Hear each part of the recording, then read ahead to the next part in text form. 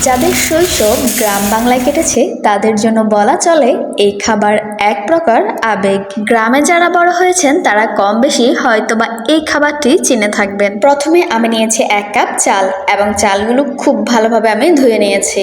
চালটা যখন খুব ভালোভাবে ধুয়ে নেওয়া হয়ে যাবে তখন এর সাথে আমি হাফ টেবিল চামচের মতো লবণ দিয়ে চালগুলো ভালোভাবে মাখিয়ে নিয়েছি এবং লবণ দিয়ে মাখানো হলে চালগুলো আমি কিছুক্ষণের জন্য রেস্টে রেখে দিয়েছি।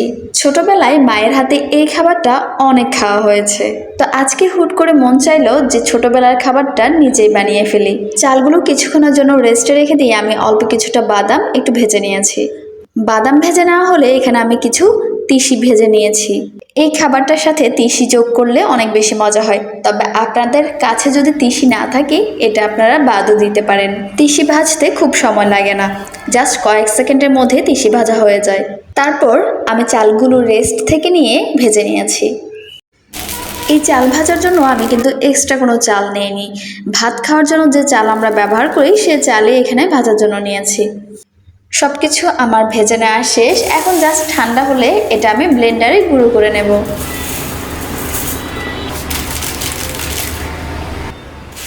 তবে গ্রামে কিন্তু এই খাবার মায়ের হাতে শিলপাটায় বেটেই খেয়েছি। এখন আমি সময় বাঁচানোর জন্য এটা ব্লেন্ডারে গুঁড়ো করে নিয়েছি।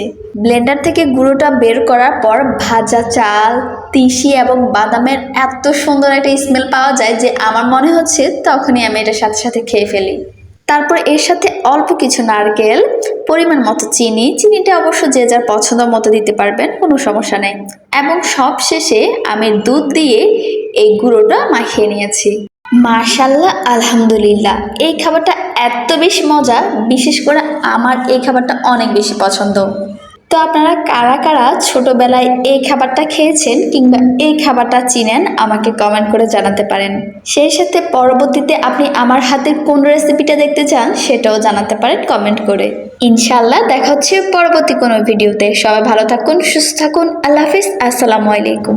আর হ্যাঁ, ভিডিও ভালো লেগে থাকলে আমার চ্যানেল সাবস্ক্রাইব করতে কিন্তু একদমই ভুলবেন না।